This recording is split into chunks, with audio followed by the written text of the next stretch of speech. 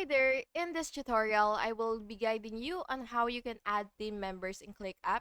Adding members allows collaboration across tasks and projects. So first, you will open your ClickUp, and once you're here, you will go ahead and click your avatar, and then you will click settings and go ahead and click people.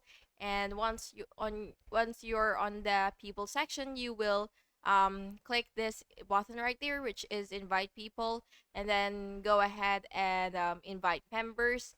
Then you will enter the email, and then you will assign role. So invite them as member, limited member, or guest, or admin, or you can also add a custom role.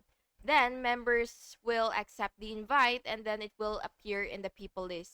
So yeah, that's basically it. Thank you so much for watching this video, and I really hope it was helpful for you. And if it was, please make sure to like and subscribe for more videos like this. Thank you and have a good day.